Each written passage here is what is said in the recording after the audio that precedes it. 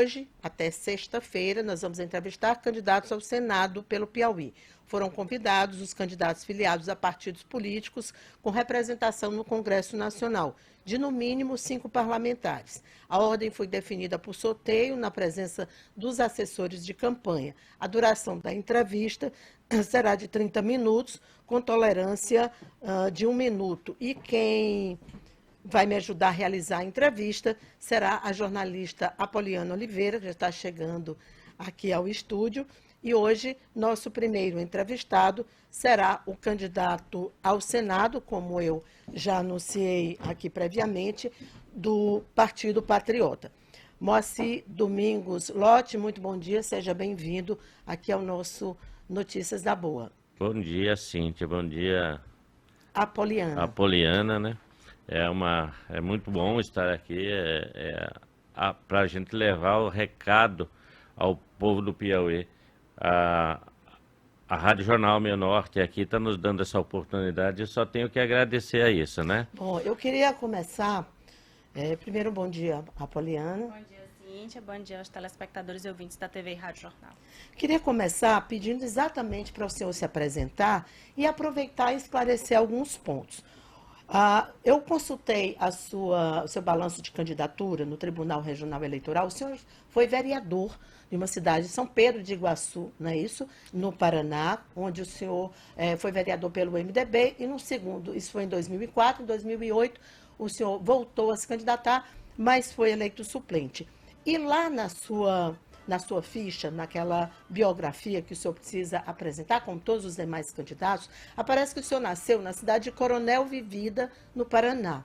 Ocorre que agora, em 2022, a sua data, o seu local de nascimento, está como sendo o estado do Piauí, né, o natural do Piauí. Eu fiquei confusa e acho importante que isso seja esclarecido para os telespectadores e também pergunto ao senhor exatamente por que dessa trajetória, né? O senhor atuava politicamente no Paraná e hoje o senhor pretende ser senador pelo Piauí, né? Explique essa trajetória, aí o senhor aproveita para se apresentar também e esclarecer essa dúvida sobre, afinal de contas, onde o senhor nasceu. Certo.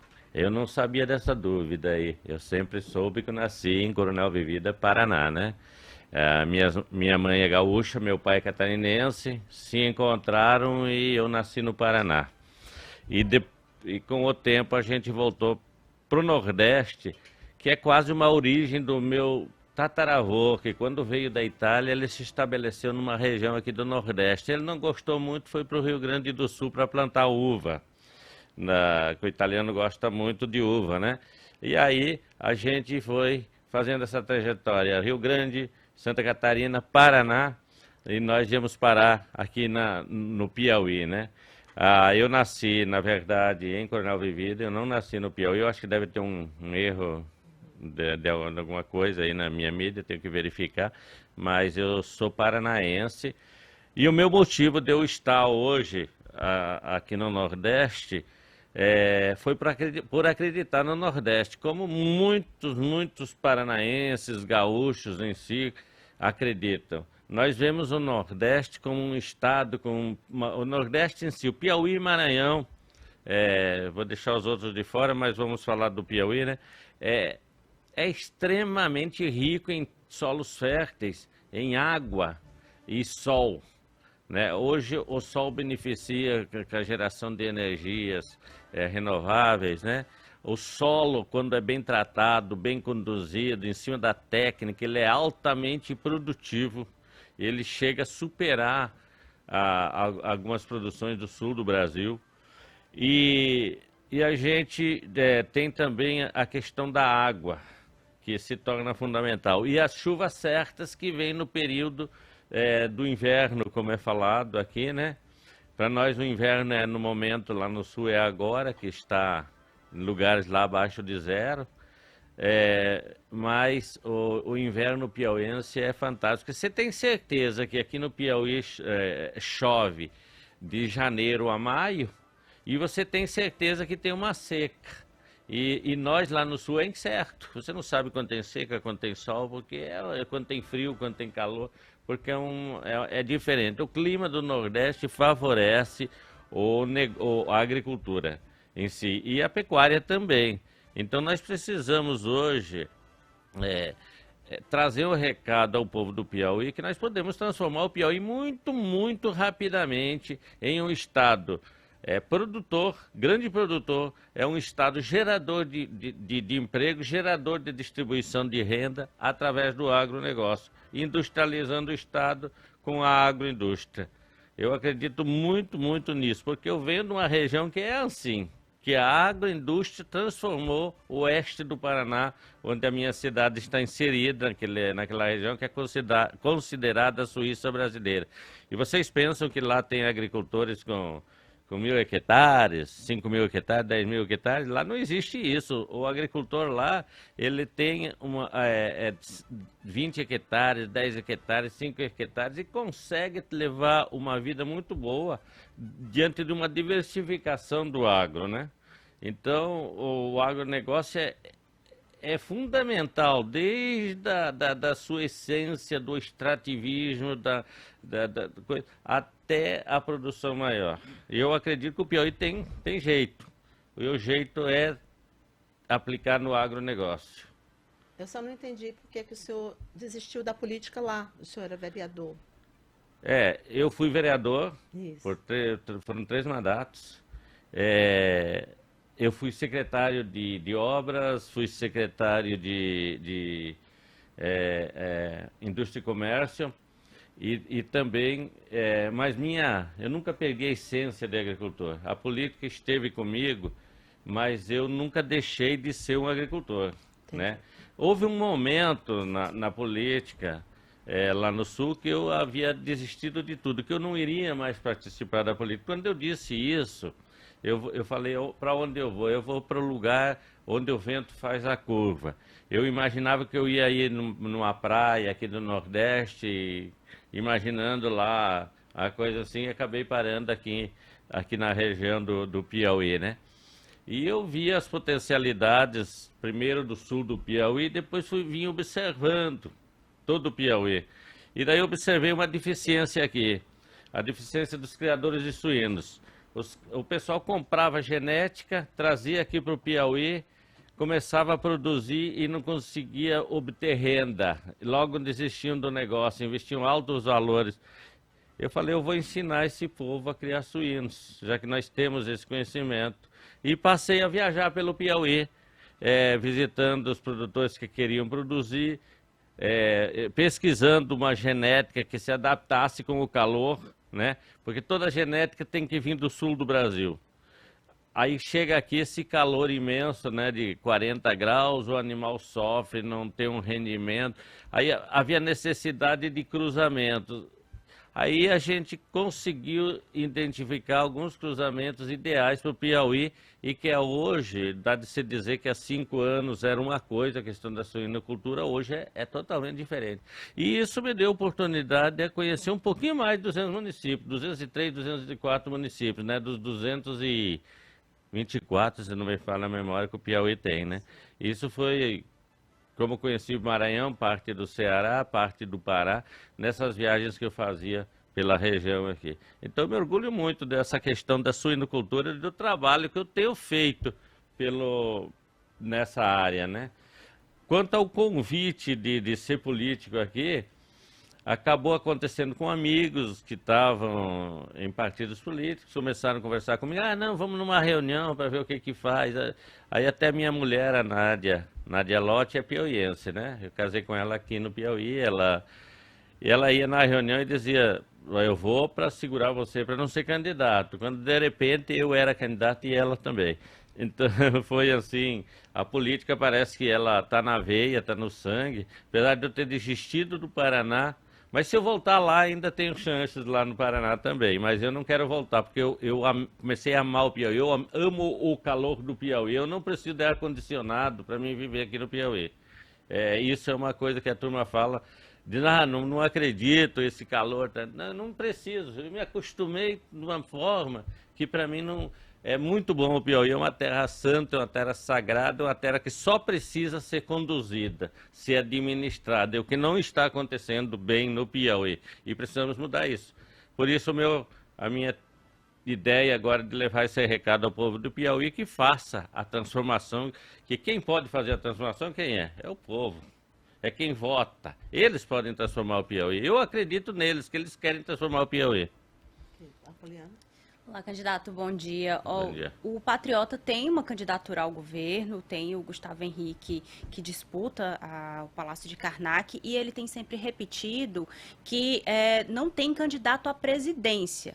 Ele diz que o Patriota não vota nem um lado nem outro, mas numa eleição como essa, tão importante, tão polarizada, onde a gente vê ataques à democracia, do outro lado, questões como corrupção sendo tratada, o senhor não acha importante o partido se posicionar? O senhor, pessoalmente, o senhor tem um candidato a presidente? E se não, por que não se posicionar nesse momento que é tão importante para o cidadão saber o que o senhor, como candidato, acha e quer para a presidência da República? Certo. O Gustavo Henrique, um menino que eu conhecia há pouco tempo aqui no Piauí, e passei a acreditar nas ideias deles. Ele tem umas ideias fantásticas para o Piauí. Se o povo der a oportunidade, pode ter certeza que não vão errar. Agora, o partido em si, ele não tem candidato a presidente nem a nível nacional, nem assim.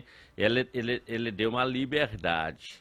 Nosso grupo tem pessoas que são do lado do Lula e tem pessoas que são do lado do Bolsonaro. Então, partidariamente, o partido não tem candidato.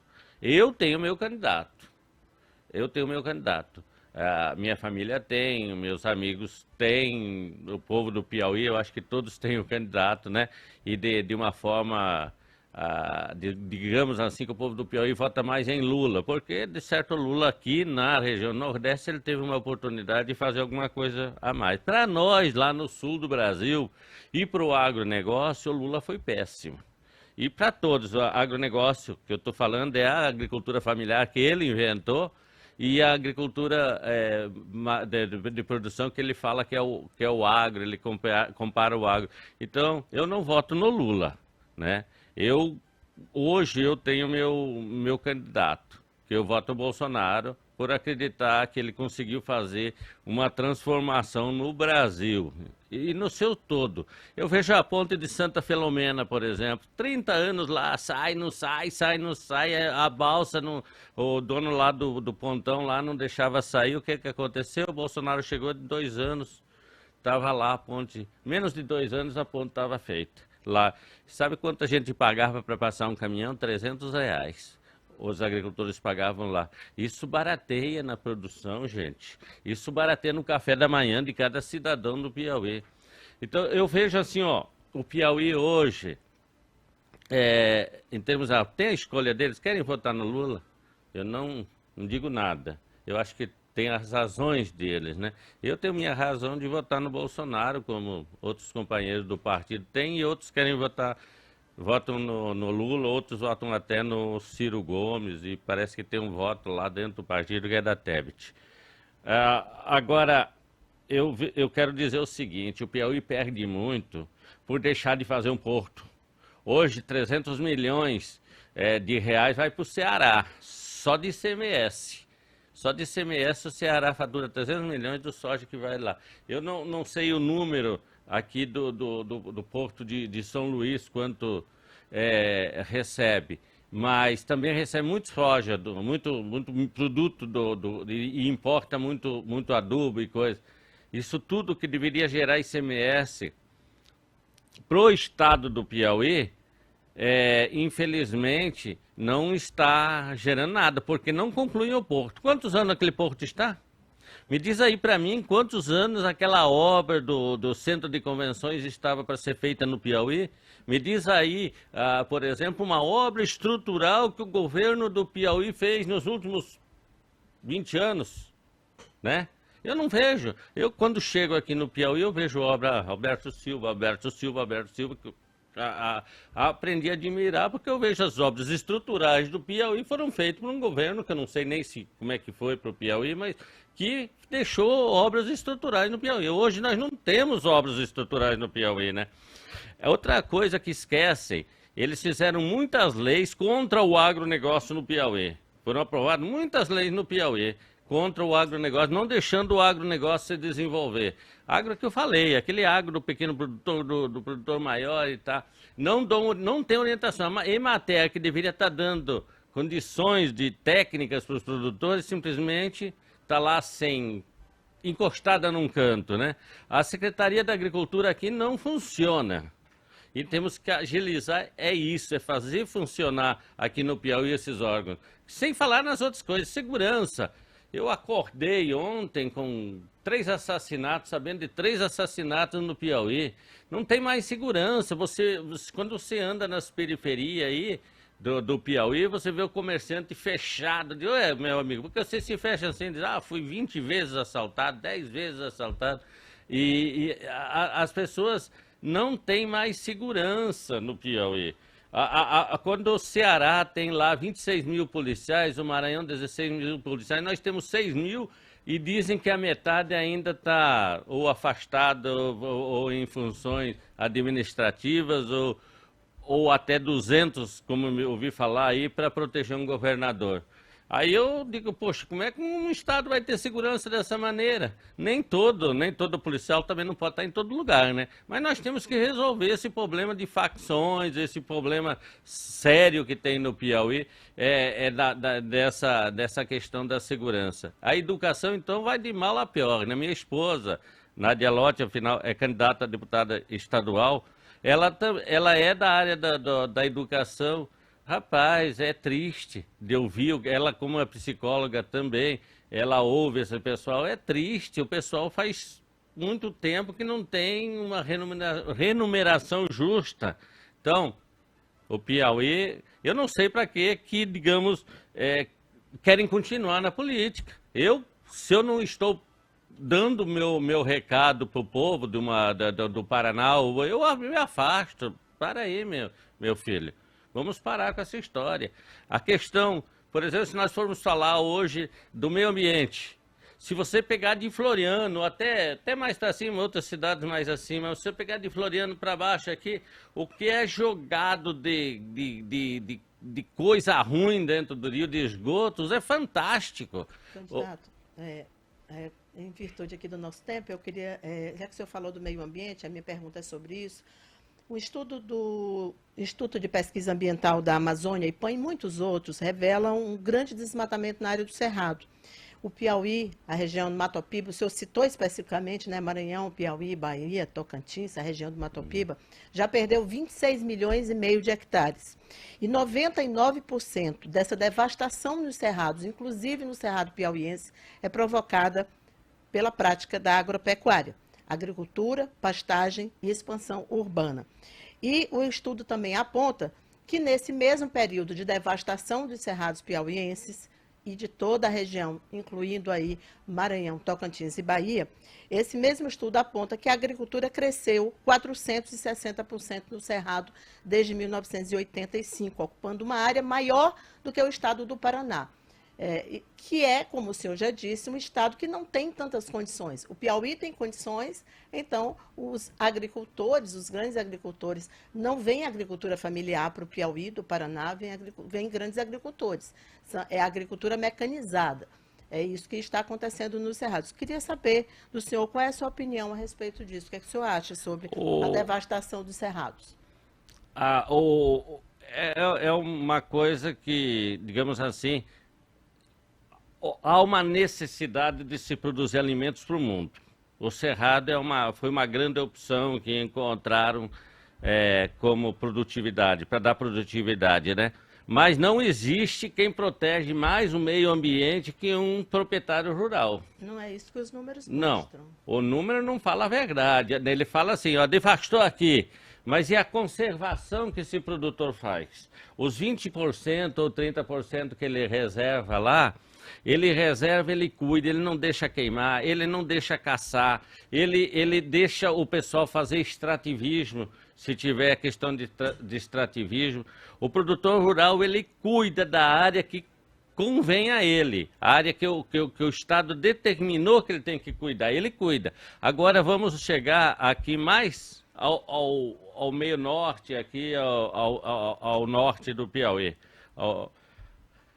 Me diz as queimadas que acontecem aqui constantemente todos os anos. Agora, semana passada, vocês devem saber, eu não lembro o nome da serra aqui, que teve uma queimada, que Serra está de Santo queimando Antônio. até hoje. Serra de Santo Antônio. E o Lá corpo... não é área produtiva, candidato. Sim. A gente está se referindo a uma área rica, como é a área dos cerrados, que provoca um impacto ambiental muito grande, porque a devastação, ela provoca um impacto ambiental. Ali não se vai produzir alimento nunca mais, depois que essa área toda é devastada. E essa devastação ela está associada a essa prática da agropecuária. Não sou eu que estou dizendo. Não é uma devastação que prejudica.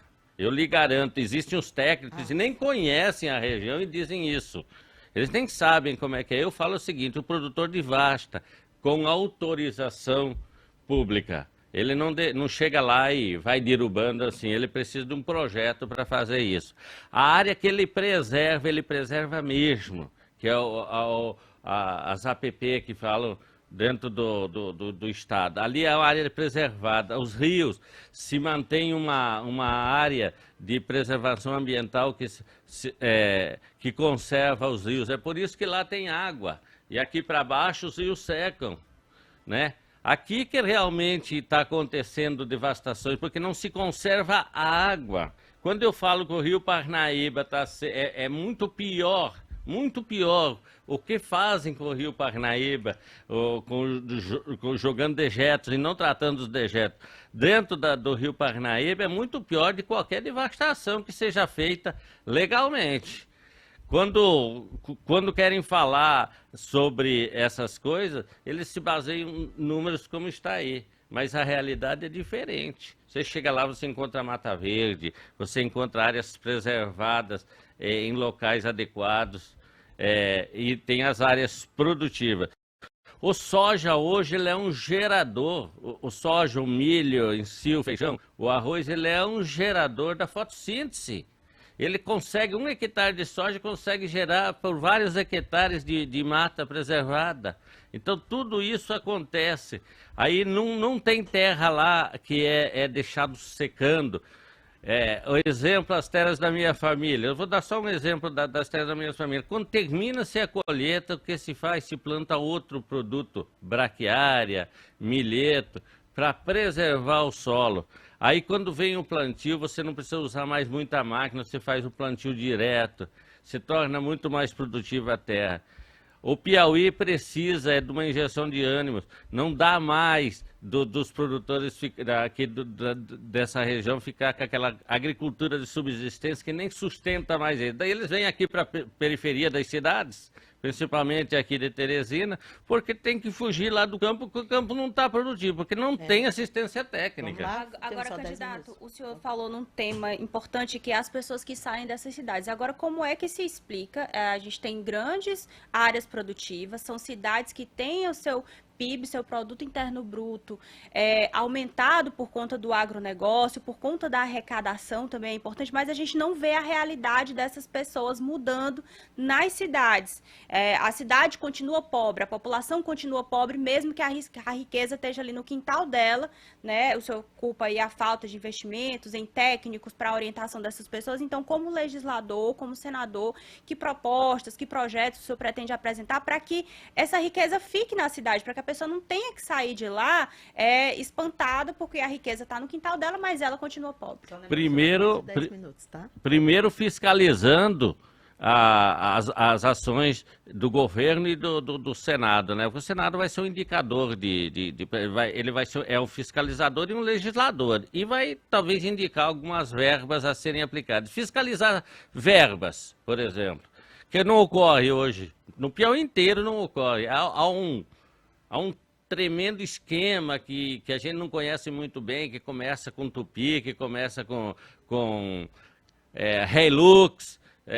Vocês sabem, vocês são jornalistas, já ouviram falar nesses anos todos aí os esquemas, que o prefeito alugava uma Hilux, depois quando terminava o mandato ele ficava com a Hilux. Existem esses esquemas aqui pelo Piauí afora. E isso temos que resolver o problema da corrupção administrativa do Piauí, né? Isso ela é muito forte, muito coisa... Por exemplo, no Paraná, eu vou dar um exemplo. Eu era secretário de obras, quando eu solicitava ao prefeito e à equipe que fizesse uma licitação, o promotor queria ver essa licitação antes dela ser publicada. que se houvesse alguma coisa errada, o promotor público já indicava, olha, não dá certo. O Ministério Público tem que agir, ele tem que controlar essas administrações públicas, porque ele é o poder que pode fazer isso, antes que a corrupção aconteça. Então, precisa-se trazer isso para o Piauí, né? Precisa-se resolver problemas seríssimos do Piauí através da fiscalização. Agora parece que muito bate nas costas dos administradores do Piauí, porque o Piauí se tornou, é um curau ainda, é um curau eleitoral, é um tempo do colonialismo. Não concluí a palavra. Porque hoje se compra-se um vereador por 50 mil lá na cidade tal, para ele cercar um pessoal para votar no cidadão tal. Compra-se um prefeito tal para fazer isso. Tá errado. O cidadão tem que ser livre. Aproveitando que o senhor falou sobre isso, o que o senhor acha do orçamento secreto? O orçamento, ele não é secreto. É secreto. Não, é secreto porque criaram um esquema lá. Eu sou contra o orçamento de qualquer forma que for. Eu sou contra financiamento de campanha. Por exemplo, eu estou fazendo uma campanha franciscana de recursos parcos do meu bolso. Eu não uso recursos patrimônio. O senhor declarou 1.052.000, que aliás bem mais do que o senhor tinha em 2004. O senhor tinha 402 mil. Então o senhor pode fazer isso, mas muitos candidatos não podem. A questão do patrimônio é o seguinte: o Nordeste, ele deu uma evoluída muito, é maior, por exemplo, que no sul do Piauí. Lá no sul do Piauí você tem 1 hectare de terra, ele vale lá 300 mil. Aqui 1 hectare de terra, quando a gente chegou, você comprava R$1.000. Hoje está 3, 4, e se você arrumar a área, você vende a 10, 12, 15 mil reais. É valorizar a área, entende? E você consegue conquistar em cima disso a valorização. Você compra um bezerro, hoje, por R$2.000, em pouco tempo ele está valendo 3, 4 mil reais, porque ele cresce muito rápido. Por isso que eu acredito na agricultura. A agricultura é um... Podia voltar para o Senado, essa questão do orçamento secreto, você estava... Porque eu acho importante, como o senhor é candidato a senador, orçamento... daí ele perguntar o que o senhor acha, por exemplo, do cargo de senador vitalício, o que se quer criar no Senado Federal. Eu imaginaria o seguinte: o presidente da República fosse eleito uma vez ou 2 vezes, ele deveria ter um cargo, como é feito na Itália, ele deveria ter um cargo permanente, como talvez um senador conselheiro, coisas assim, como é feito em alguns lugares no mundo. Mas o senhor acabou de dizer que os gestores têm que ser fiscalizados. O senhor não acha que um cargo de senador vitalício é passar a mão na cabeça? O senhor falou bater a mão nas costas, eu vou usar também. E você acha justo estar pagando 40, 50 mil reais para um presidente da República ficar com segurança, ficar com não sei o que, aposentadoria vitalícia, depois passar... Não, você não concorda comigo, né? Eu também não concordo. Agora, o senador vitalício se estabeleceria, ele iria trabalhar para compensar essa pensão que ele está tendo hoje. Essa pensão tem que acabar, esse valor do cargo de ex-presidente. Agora, ele poderia ser um senador e ajudar o Brasil, porque ele teve acesso a informações 1000 ali dentro do Brasil, né? E essas coisas podem ser discutidas com o tempo através do Senado com ele. Eu concordo com... E eu sou parlamentarista também. Outra coisa, eu sou parlamentarista. Acho que o Brasil só vai para frente quando nós acabar com essa história do presidencialismo que não manda nada e de um Congresso que faz as coisas acontecerem de modo errado. Então nós precisamos ter um sistema de governo que transforme esse país de forma... E eu acredito que o parlamentarismo seja a solução para o nosso país. Lógico que eu talvez seja uma andorinha, e uma andorinha só não faz o verão, né? A Poliana vai fazer a pergunta dela, eu só queria esclarecer, porque é importante que o telespectador entenda. O artigo 1º da Lei 7.474, sobre os benefícios do ex-presidente da República, diz o seguinte, que no término do mandato, cada presidente ou presidenta tem direito a utilizar os serviços de 4, e não esse total de servidores que o senhor falou, destinados à sua segurança pessoal, bem como 2 veículos oficiais com motoristas. A Poliana. O senhor falou sobre a questão do parlamentarismo e já existe, inclusive, propostas no Congresso Nacional sobre o semipresidencialismo. O senhor também concorda com essa proposta, que inclusive é encampada até pelo Arthur Lira? Não. Eu acho que o semi-presidencialismo vai ser outra falácia, né? O parlamentarismo é o seguinte: o governo não está funcionando, se derruba aquele governo e se monta outro. Mas isso não gera instabilidade para o país?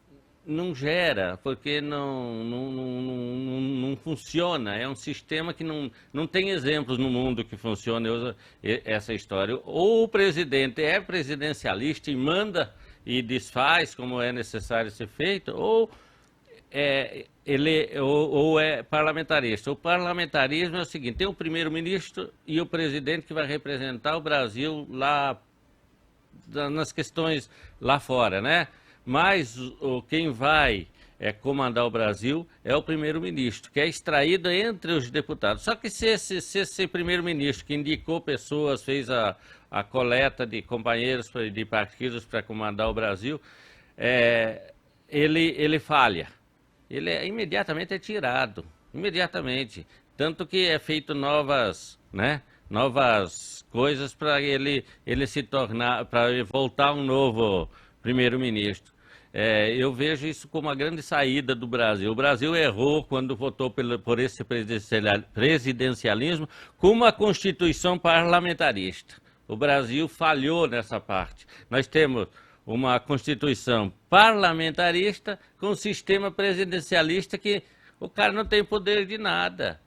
Vocês vejam aí a questão hoje do Bolsonaro, quer fazer isso, quer fazer aquilo. E se ele quiser fazer, se algum presidente quer fazer alguma coisa, tem que comprar uma quantidade de Bolsonaro deputados. compra, então? Eu não acredito que isso. O Bolsonaro acho que conquistou.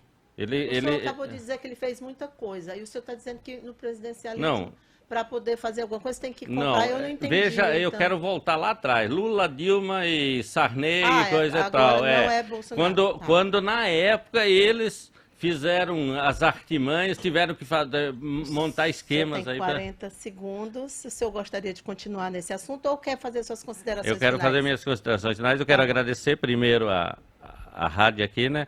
A TV, as jornalistas aí que foram muito boas.